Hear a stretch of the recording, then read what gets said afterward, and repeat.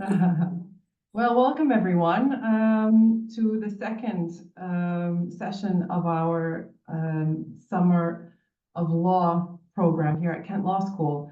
I'm just going to give us a few more seconds for others to join, and then we will introduce ourselves and tell you a little bit about stopping the boats. See, we have 11 attendees. Welcome everyone. I always find these live things very exciting. It's just very moving. There's a movement to it. All right. So as I said, welcome. This is the second session of Summer of Law at Kent Law School. And my name is Dr. Josipa Šarić, and I'm here with Sheena York, who is from the Kent Law Clinic. I'm a lecturer here at the law school. I teach public law at the undergraduate level and international law at the postgraduate level. And I'm excited to be here today and engage with you on the topic of how law and politics interact, which Sheena, you will be leading. Can you tell us a little bit about yourself? I'm a solicitor and I work in the Kent Law Clinic, which means that I take on clients' cases and also advise members of the public. And in the clinic, the students have an option to choose where they can be placed with our clients and they can work on our clients' cases, which is very exciting for them because they're able to make a contribution to the needs of real people who live in Kent. So it's a very exciting module to work on. One of the other responsibilities I have is obviously paying attention to developments in immigration law.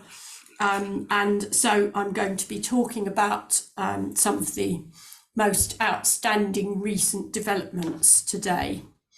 Am I ready to begin? Yeah, let's start. Fine. Okay.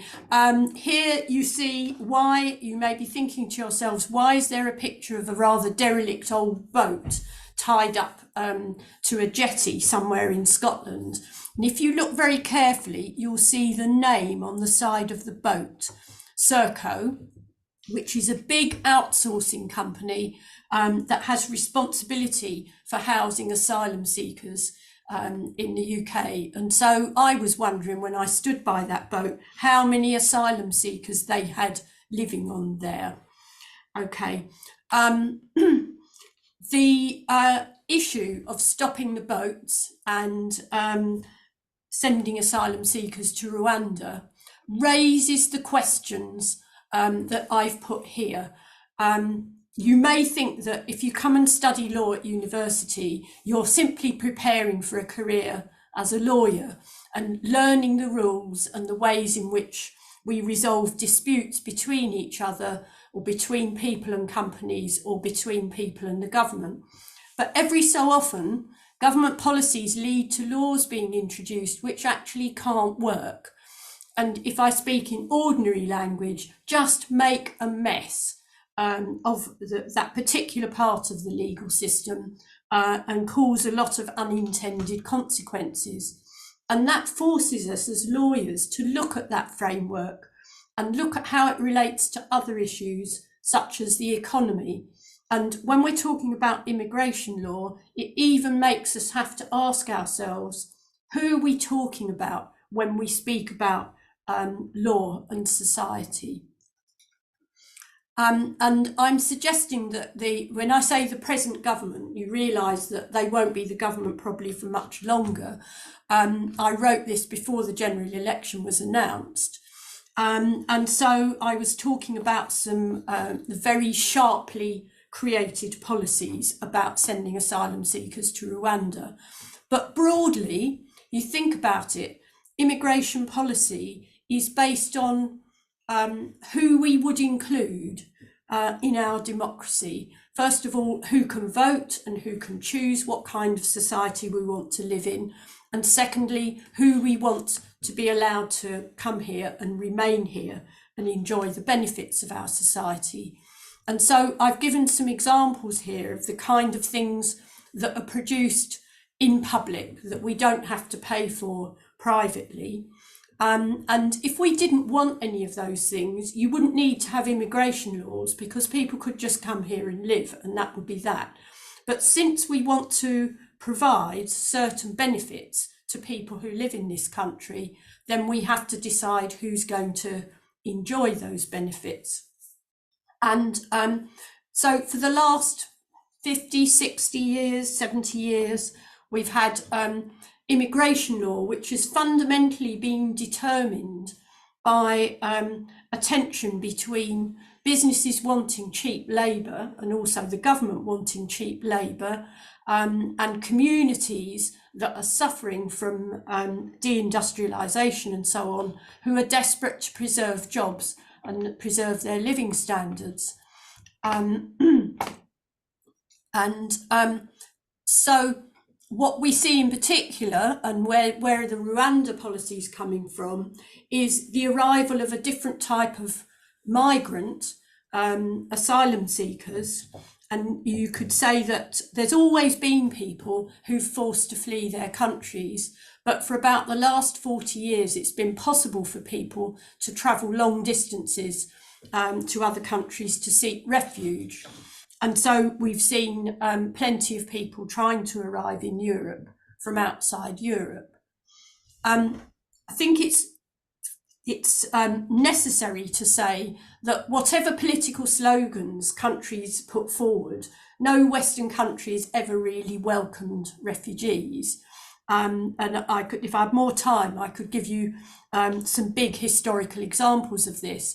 But the UK and European countries have, for the last 50 years, adopted strategies which are a combination of keeping asylum seekers out, literally by barbed wire fences and armed guards and so on, but also by attempting to deter them by limiting their access to housing and financial support and other benefits.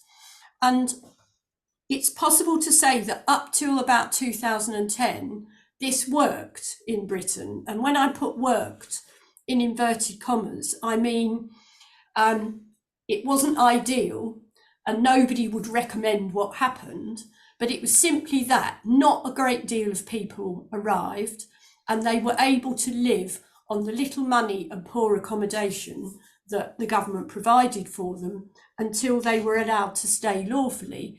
And most of the time, the problem of asylum seeking didn't reach the political agenda. It wasn't that controversial.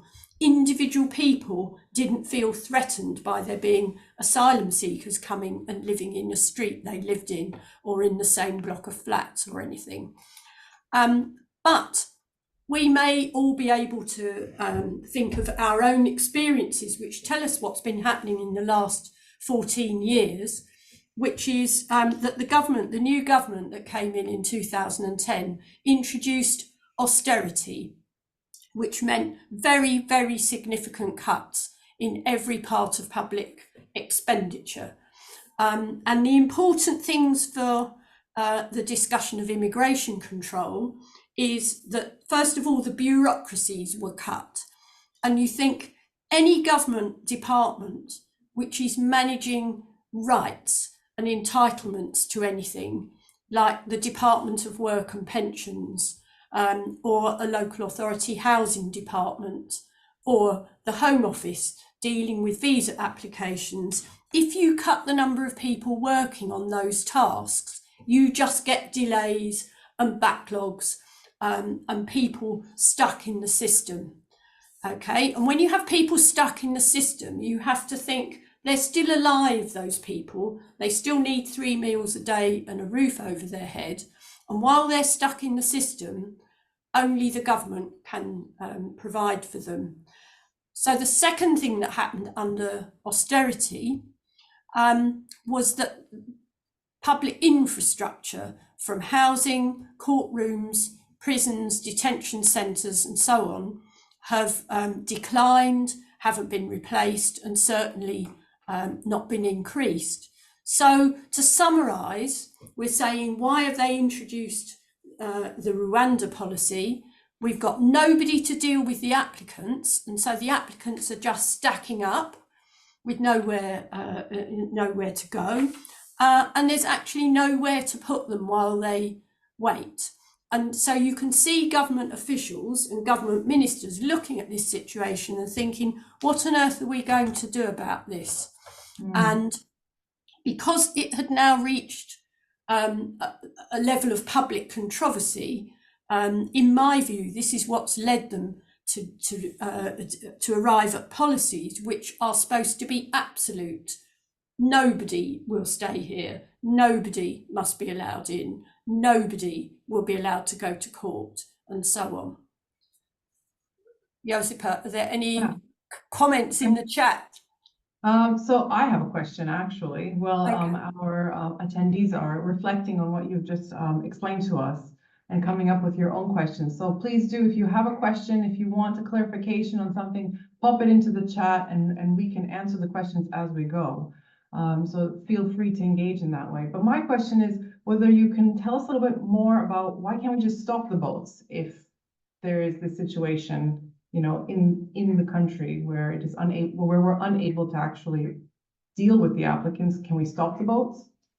Firstly, if you think about the physical boats, are rubbish physically. They're unseaworthy. They're lightweight. They're dangerous. They've got human beings in them, and a boat built for 10 people might have 50 or 60 people in it. And so any if you like, practical idea of driving up in another boat and trying to sort of make that boat not travel through the sea is profoundly dangerous. And people might remember about 18 months ago, forgive me if I can't remember which Home Secretary, but there have been quite a few, decided to deploy the Navy to try and physically stop the boats in the middle of the channel, and which would have meant driving up to a boat, a flimsy rubber dinghy with 50 or 60 people in it, driving up in a larger boat with a powerful engine, drawing alongside it and kind of forcing it back to the beach. And if you've ever been in a small rubber dinghy, you know, near a beach, and say a jet skier has driven past or a large boat or something, you imagine how unstable that situation is. It is profoundly, profoundly dangerous. And I think the answer to that, because it wasn't done, it wasn't introduced, was the Navy just said, we're not doing that. That would be shocking. That would be too dangerous. The French government now have a policy of attempting to stop migrants getting into boats on their beach. But they've taken a political view and also a safety view that once the people are in the dinghy and they're kind of out to sea, they're not going to do anything about it. And again, it's because of the profound risk to human life of trying to interfere with people who say they're all right and who fend people off who are trying to rescue them. So there's those physical problems. But I think that the more important really are the legal issues, which is when the people land on the beach in Folkestone and Dover, well, there are a lot of people, you know, in the pub in Dover and things like that who might say, well, let's just send them back to France. Well, once those people have left France, they never lived there, they didn't have any legal rights to be in France. This is what you might say is a non-legal way of expressing the situation. They're like the cars on the other side of the motorway as far as France is concerned. France doesn't have to let them back in. There's no law, no either national law or international law, which would allow the UK to send people back to France. Then the next thing that's very important indeed is that obviously somebody who's unlawfully present in Britain, the British government can send them back to their own country. However, if a person has claimed asylum or wants to claim asylum, international law says you cannot send a person back to their own country. So the way it works normally, before all this stuff started, was that you would process their asylum claim. And if you got refused, then the British government could send you somewhere. but you had to have your claim processed. But if you don't process their claims, no country is obliged to accept them, and it would be unlawful to send them there. So they can't just be sent back to France. It's just infeasible to do that. Does that answer your question? Yes, that's great. Thank you. Any other questions from our attendees? Maybe we still need to give them a few more minutes. Please do continue. Okay. All right. So we're in the position now. We've got no one dealing with these applicants while they're here. And because they're human beings who need to eat and sleep and, you know, have clean clothes and things, it's a problem that there's nowhere to put them while they wait. And so from the government's point of view, I've just said here, this is government panic. But if you read this legislation, and as lawyers, you have to read it, you have to read all the clauses, what it amounts to is, I don't know, them throwing up their arms and going, what should we do? There's all these people, they keep arriving, and we don't know what to do with them. So this is the way we refer to Acts of Parliament by their initials: Nationality and Borders Act 2022, Illegal Migration Act 2023, and it's called the Safety of Rwanda Act 2024. And what these say is that those asylum seekers who arrive in small boats or otherwise illegally, their asylum claims are declared inadmissible, which basically means that, supposing that was you, you'd be picked off a boat, given some dry clothes and maybe some small lunch, and then put somewhere like Napier Barracks or a nasty hotel or something like that, and almost the door would be closed and no British official will speak to you or pay any attention to the reason why you came here. And that's a pretty outstanding proposition just by itself. Then the Illegal Migration Act then puts a duty on the Home Secretary personally to send them to Rwanda. Now, Rwanda agreed to take about 200 or 300 people. We've now got 100,000 people inadmissible and in that position. So the government hasn't introduced that part of the law, because obviously if it did, the poor Home Secretary would be guilty and probably face criminal prosecution for not obeying his duty under a law that he's just passed, which, because that's stupid, that's why it hasn't been introduced. These laws also say that none of these asylum seekers can put any case before any court. And when I say almost regardless of the circumstances, that's literally true. That's another part of the law that they haven't yet started to operate, because once more, that's also a proposition that's so cruel, it's absurd. And so they're not operating it. But finally, these inadmissible people, these 100,000 people, will never get any leave to remain. That means permission to stay, and they will never get citizenship. And so you imagine having 100,000 people living on Manston Airport or in Napier Barracks for the rest of their lives, literally for the rest of their lives. That's what the proposition amounted to. And the government's idea about that is that it would deter people from coming here. But let me just say that when people set out from somewhere like Sudan or Iraq or Syria, they may set out 3 years ago and they get to Calais after the most horrible journeys. And then somebody tells them, oh, when you get to Britain, they're going to declare you inadmissible and put you in a barracks and never speak to you again.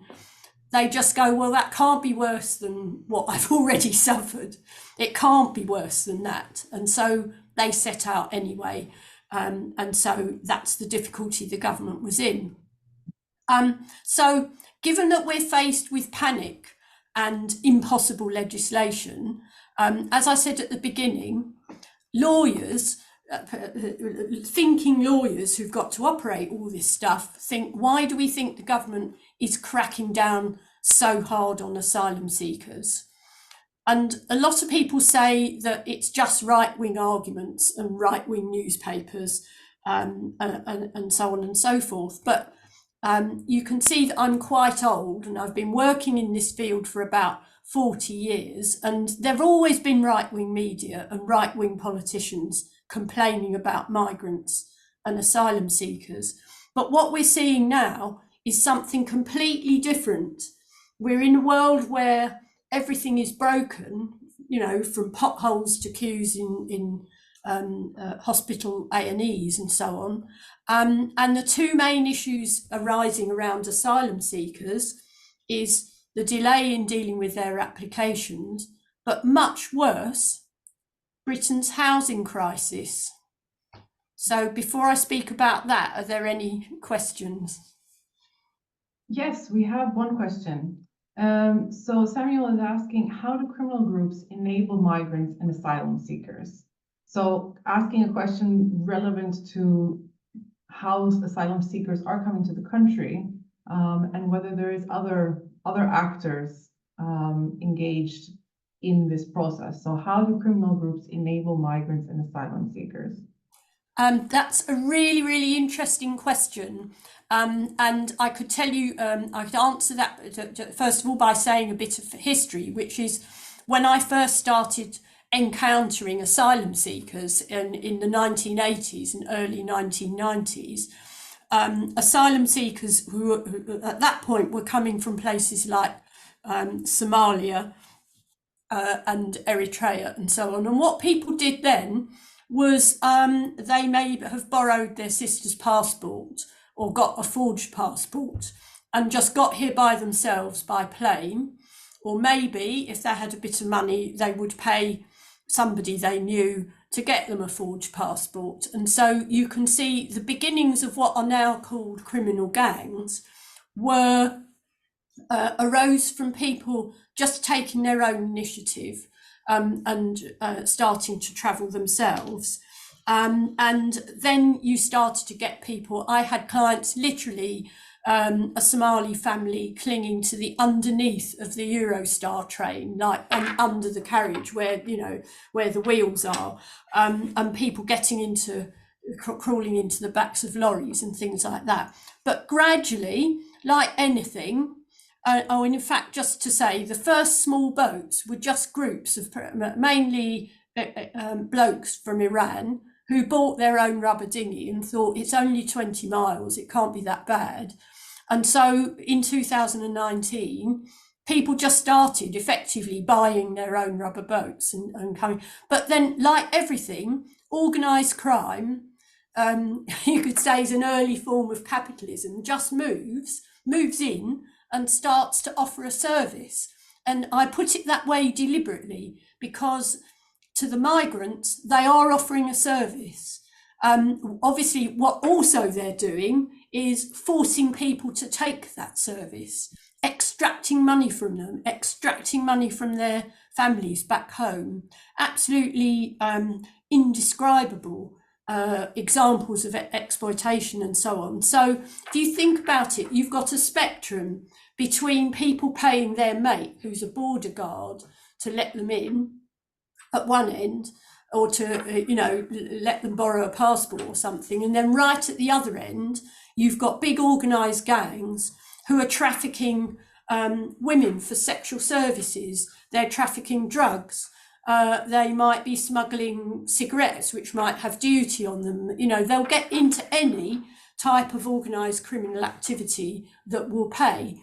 And so you can hear some of the government proposals are to much more use international crime investigation networks to to catch some of these people. And you may have seen investigations talked about in the newspapers.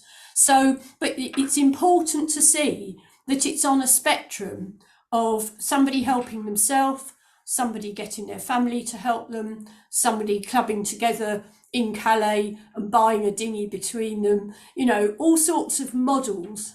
And so what you're seeing now is that individual migrants who steered a boat across the channel are now serving prison sentences where the people who beat them up to put them in the boat haven't been captured yet. Yeah, so that's, yeah. Thanks very much, Samuel, for the question. And yeah, should we keep going and then we can okay. All right, so we finished by saying that I think the Rwanda proposals arose finally out of the housing crisis. And here you can see that I'm saying, you know, what's talked about politically is people getting mortgages and things like that. But what we're talking about in this discussion is the crisis in social housing and affordable housing, which was cut by 60% in austerity. And so we've got 1 million households who are on social housing waiting lists in this country. And mostly the people on the waiting list are waiting in what the local authorities call temporary accommodation, which just means private rented accommodation. And some local authorities putting their housing applicants in converted office blocks. And many local authorities are having to house their homeless families a long way away. Now, you may remember I was saying that in the 2000s, the asylum seekers were put in that type of accommodation. But now that type of accommodation is now lived in by, you know, what politicians talk about, ordinary hardworking families. Some of you listening may be in those families and in that type of accommodation. And you know, you may be thinking, well, if they built more houses, it would give me a chance, you know, give our family a chance to move. What's this got to do with asylum? And I've set out in the slides a history, but we don't need to go into it all here. So I'm going to quickly go past these next few slides, just to say that in 1999, a new asylum support system was introduced where the government organised collecting up asylum seekers. And you can see I've written here, putting them in no choice accommodation in parts of the country where there was plenty of empty and low rent housing, and even council housing that was so unpopular locally that people wouldn't accept to go and live in it. Now, and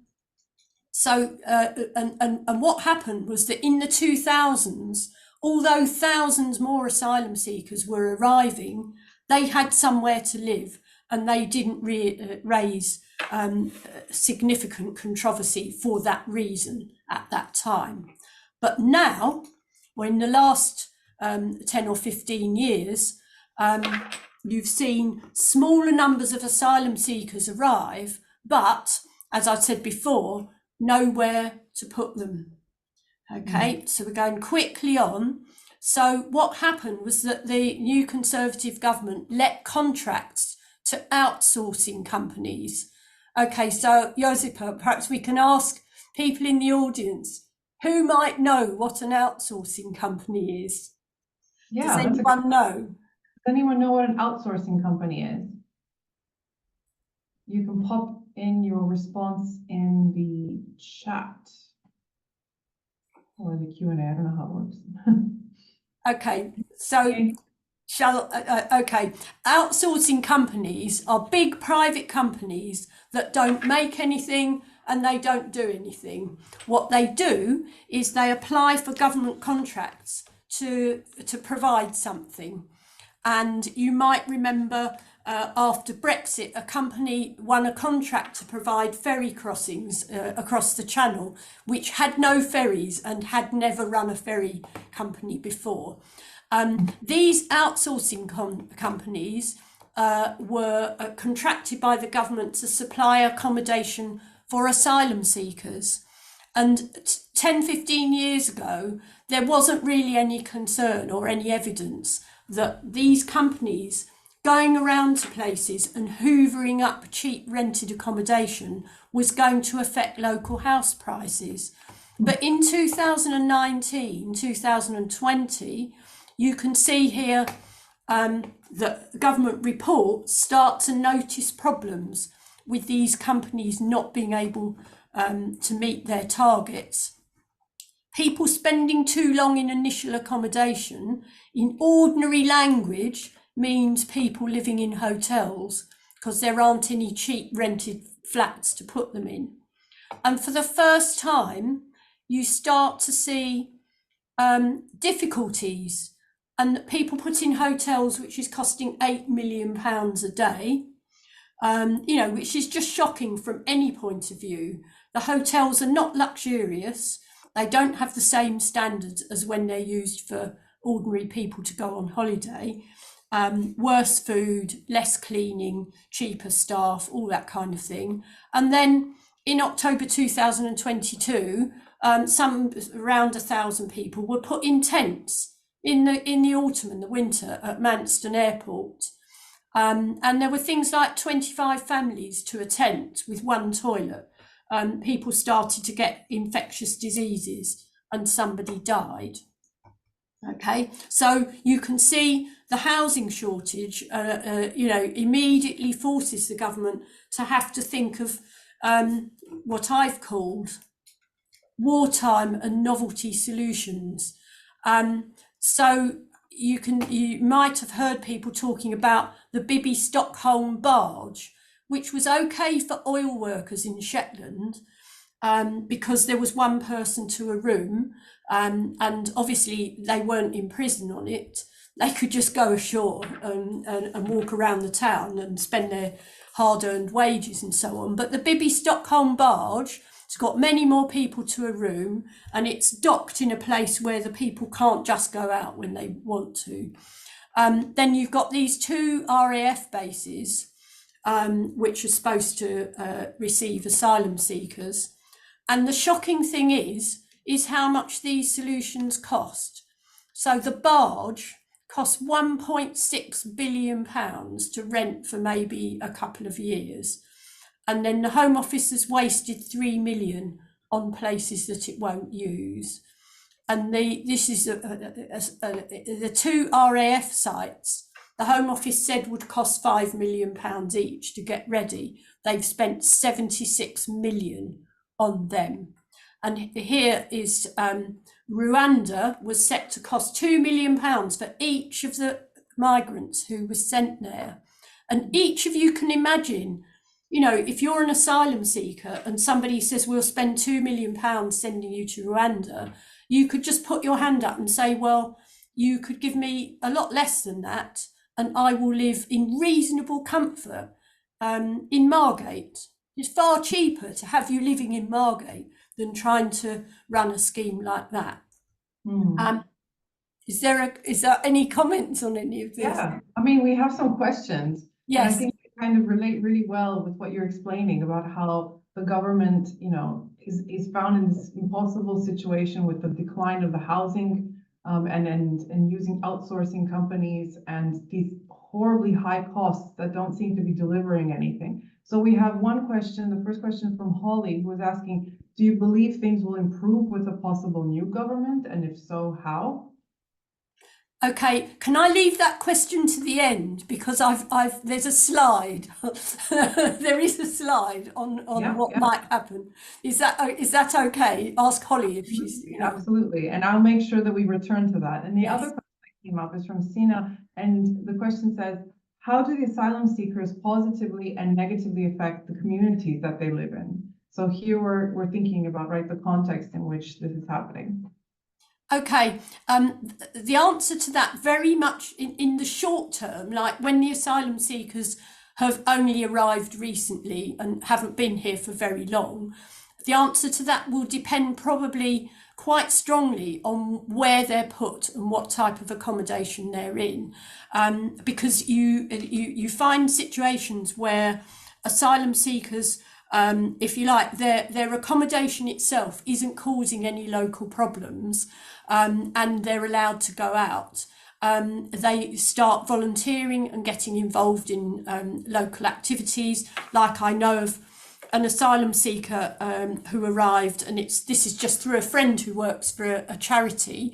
She met him, and he's a well-known or he's a very, very good rock climber.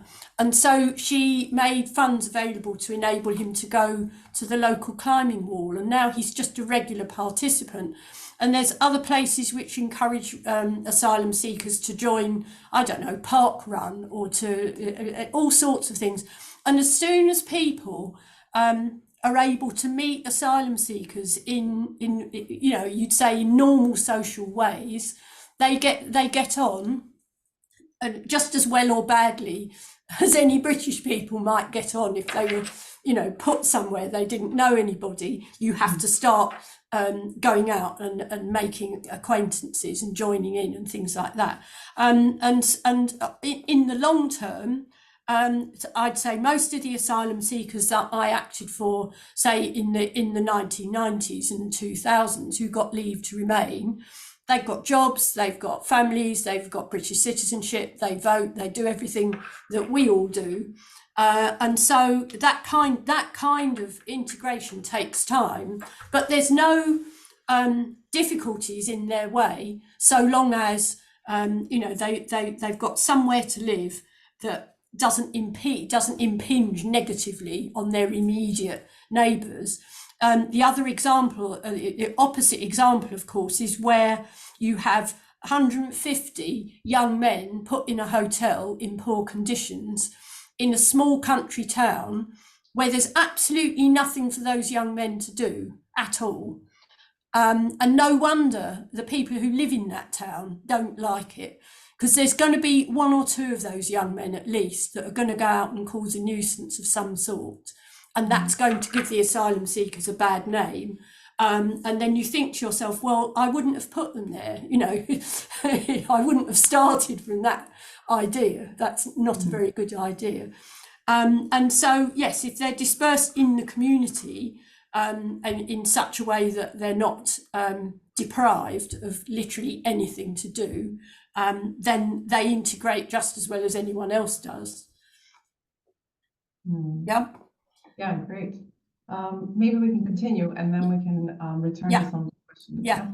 Okay. So here's just some detail about why can't the Home Office increase the dispersal accommodation, and it's just the same points that I've been making, which is these big outsourcing companies, you know, are just now really challenging local authorities in the amount of rented property there is, and making it impossible for local authorities to house their own homeless and waiting list families.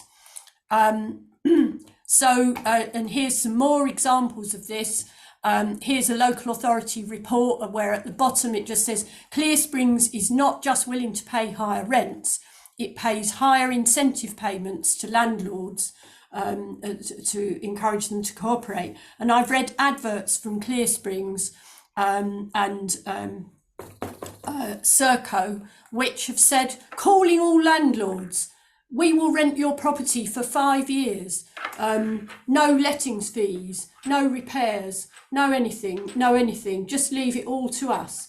Now, there's no landlord which will find a private tenant. I mean, at that level of the market, you know, at the lower end of the market, from whom they could expect a return like that. And nobody can compete with that kind of thing. And so, drawing to the end, here, this is just my conclusion, we can see the economic forces and the political forces which lie behind these kind of absolute solutions to stop any asylum seekers arriving spontaneously. And, you know, this is the summary of my argument, which is because there's nowhere to put them, they stand out. They're hyper visible. They're in hotels. You know, they're in big clumps of people in completely unsuitable situation, upsetting local people, interfering with the local housing market, and so on. And I've just put a little comment at the bottom here. In a public report, one Home Office official did suggest that the solution was to build more houses and allow asylum seekers to claim benefits, but they didn't have time to cost that idea, and so they didn't. Okay, now here's the slide I was referring to. Okay, a general election was called. We know it's on the 4th of July, and the Tories have said they're not, because of that, they're not sending anybody to Rwanda till the 24th of July. Now, what that has meant is that of the 3,000 people put in detention who were about to be sent to Rwanda, or out of whom the people would be chosen, they're now slowly being granted bail, because in Britain, for, I don't know, the last 500 years, it's been the law that you can't put somebody in prison if they haven't committed a criminal offence. You can't just coop somebody up in detention. In immigration law, you can if removal is imminent, meaning within about 4 weeks. So now you've got a few hundred people in detention who will now be able to get financial damages for unlawful detention. And let's just say that that principle of not imprisoning someone who hasn't committed a criminal offence is very old and fundamental to the British legal system. It's not some human rights thing that's happened in the last 50 years. It's very, very basic. Now, Keir Starmer has said they are not going to operate the Rwanda scheme. He's absolutely said that categorically. They're going to begin processing the asylum claims of the people who are waiting. They're going to make arrangements for returning them. And I would say they'd have to be better arrangements than this government has had. This government's returned hardly anybody in the last 15 years. I mean, really hardly anybody. And finally, they are going to introduce methods of dealing with the people smugglers, like I said before, more on the basis of how other international crime networks are investigated. And the last thing that's obviously relevant, what Keir Starmer has said Labour will do, is build a lot of houses over the next 5 years. Okay, now this is a postscript, which is if you've enjoyed or been interested in this, you could have a go at reading a legal case. So I've put the links here to the case which said the Supreme Court judges decided that Rwanda wasn't safe. It's written in beautiful English, very, very clear.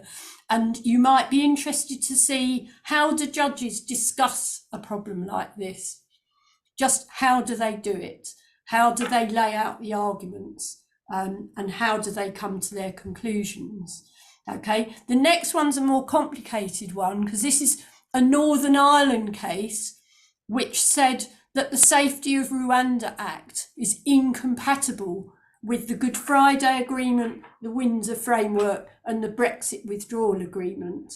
And these were all the ways which try to make sure there are no more troubles, no more fighting in Northern Ireland.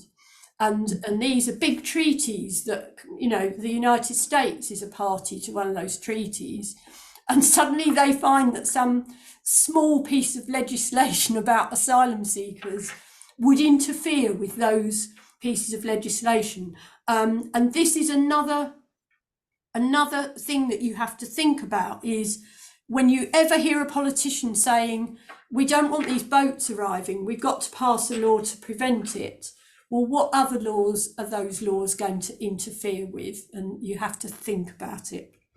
Okay. What a fantastic sources. And I just wanted to, jump in and say that feel free to email Kent and ask for access to the PowerPoints. We can send them to you. And I think it's a great idea to look at some of these cases. One of the modules that you'll be doing in your first year is public law, and having exposure to judgments and how the decision is made, what the reasoning is, and have an idea of how it interacts with real life situations. And these are good examples of such situations. Will definitely help you in public law in the first year, which some students say, there's a lot of reading and a lot of novelty, but this is a way to prepare for that first year. Yes, so just wanted to highlight that. Okay, my last slogan would be, if you want to become lawyers, you have to read and you have to learn to argue, and you have to learn to listen. And I'd say all of those are equally important. But yeah, are there any questions? Yeah, so we have a few more questions, and feel free to add any other questions you might have.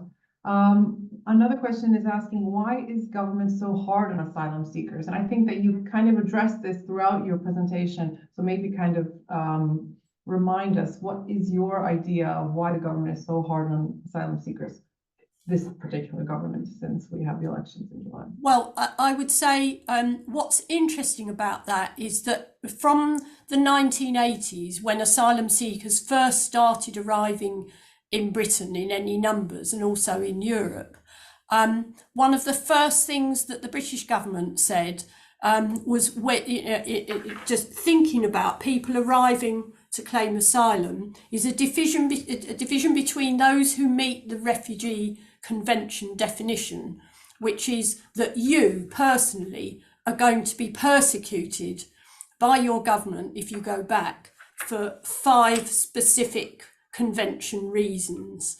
Okay, and then a lot of the people who were arriving, you could say 95% of them, would find it hard to put that argument, but what they were saying is, my country's at war. There isn't anywhere I can live where I would be safe, and I need to be looked after, I need to be helped. And what the governments did then was, sorry, I should interrupt myself and say, and the United Nations refugee policy is that those people also need assistance. They merit assistance because they are suffering, even if they're not like Alexei Navalny, who's going to be individually persecuted. You might have 100,000 people from Sudan who are going to be murdered because they're the wrong tribe or the wrong something. And what all governments have done is they've just decided to stigmatise all those people as economic migrants. And so, and the way they did that was to say, okay, you have left, you've left Sudan to claim asylum because you're unsafe in Sudan. You've got no reason at all to come all the way to Britain. You could just go to Kenya, which is next door, if my geography's right. I apologise if it isn't. But that was their idea, is that people who are afraid of their country should just move over the border and set up an encampment. And actually, worldwide, 90% of asylum seekers, that's what they've done. But the European government said, we don't want any of those people here. So we're going to define that as abusive attempts to get into Britain by economic migrants. So, and that's in the law. It's in the law. The many different aspects of refugee law in Britain and in other countries says that you'll be disbelieved if you've travelled through a lot of so-called safe countries. But the Refugee Convention doesn't have any of that in it. It's just that the Western countries have said, well, we don't want those people. Why on earth are they coming here? That's how it's happened. And so arguments are constructed and stigmatization is created. Yeah, but then the people are stigmatized through those arguments. We have another question that it returns us to the discussion of housing and asylum seekers and migrants. And the question says, could the use of cheaper or free accommodation help solve homelessness as well as migrant problems? So, well, you say, yes, it could. But first of all, there needs to be some cheaper or free accommodation. And I think the whole point of this, my argument in this slideshow, is that that was how the Labour government housed asylum seekers, was there effectively was cheap. And if you say free accommodation, by that you could mean councils who had empty council flats on estates that were so unpopular that nobody wanted to live on them. And so effectively those houses were free, or they were free to the government. They could just get them. And the difficulty is now there isn't any empty or wasteful accommodation in that sense. I mean, at the other end of the market, you might see, like I look out of my window in London and I see whole 35-storey tower blocks with only about 3 or 4 lights on in them. And those flats cost £1 million each, and they're owned by people who live in Dubai. The government could go and requisition them, and no doubt if a war was on, that's what the government would do. But in normal peacetime circumstances, you can't make rich people give up their accommodation, at least not yet. Okay, I mean, it's an idea. And at the other end of the housing market, every single small place is occupied by somebody who's desperate. That's really what I would say. So there just does need to be more. There does need to be more. Yeah, and that kind of brings us to the last question that I see here, and that is a big question. What would an ideal solution look like? What is our end goal? What's our angle? And end goal. So oh, sorry, yes. Okay. Okay. I think I would answer that on a twin track basis. And if you like, this track would be to say that any person and any government might say to itself, we don't want any illegal migrants to arrive in Britain. We would rather they all applied for visas or whatever. But I would say, just like you might say, we don't want any road accidents, or we don't want anyone, to wait more than 4 hours to get into A&E.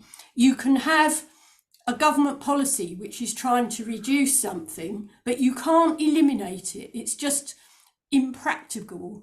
You think what measures would have to be taken to prevent asylum seekers arriving? We've got 2,000 miles of coastline, what are we going to have? Men with machine guns hosing them down as they get out of their boats. It's one of those situations where you have to say, well, people are going to arrive, and the best way to deal with that situation is to say, what does the law say about them? We'll process their asylum application. Now, there's no reason. I've done asylum applications, hundreds of them. It might take me 2 or 3 days to prepare someone's case, but it doesn't take a year. Okay, and so you could say, well, we'll make sure there's enough Home Office workers to read those people's applications and answer them in 3 weeks. There's no reason why it should take hundreds of weeks or weeks and weeks.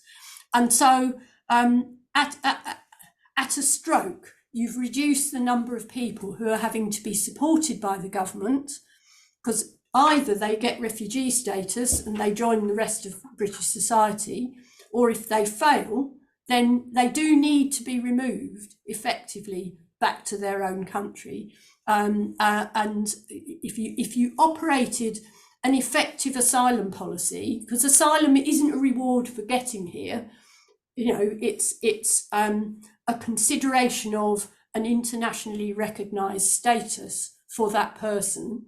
And so you picture if some guy just gets in a boat and gets here who hasn't got any asylum claim at all, well, he needs to go home. There's nothing else you can say about that. He needs to go home. Then you would have reduced the cost of having illegal people arriving to a much lower amount, so some kind of frictional level. So I'd ask people to think about it. If you look at National Health Service waiting lists, there's no reason why anyone should have to wait a year or two to have some piece of serious medical treatment if the system worked properly. Okay, and so what you're looking for is to make the system work properly, and you have to think, what's stopping that? Not enough caseworkers, very hostile attitude of the Home Office towards claims for asylum, like disbelieving everything everybody says and things like that. But that's the answer. You can't ever stop a thing completely, and it's just silly. It is silly and a fantasy to say that they could stop the boats. The boats might stop, but people will use parachutes and land in fields in Scotland. They'll find some other way of getting here. You have to have a way of addressing them when they're here. Does that make sense? Yeah. Thank you. Any other questions? It looks like we have 4 more minutes. If there aren't any more, I could say, what would my end goal be? Okay, bigger than asylum seeking, my end goal would be an immigration system where you have enough officials to process all the visa applications that are being made. You make sure that the requirements of all the applications are not stupid. Okay, so for example, if you've got a family who've already been granted permission to stay here, you don't make them make 10 applications to stay here. You make them make 1, and then you believe what they say. You believe what they say unless there's evidence otherwise. And so you just make the immigration system smaller, less hostile, and more encouraging. And what you then go on to do is to say, these people are going to be citizens. We want them to be citizens. We want them to integrate and become part of our society and start to take responsibility and not be victims anymore. You know, just be participants, as we all are. So that's my dream. And I've actually told the Labour Party that's what I want as well. That's great. Yeah, I mean, if we don't have any questions, maybe we can draw to a close. One last chance. Any more questions? Well, oh, looks like something has. Oh, there's a thank you. Thank you. Yeah, so thank you everyone for being here today. Thank you, Sheena York, for walking us through the Rwanda bill, but also why it came about, and how housing and asylum seekers and immigration policies are all linked, and how law actually is connected to politics in this specific case study. I learned a lot, and I hope you did too. And do join us for our 3rd session. I believe it's taking place on the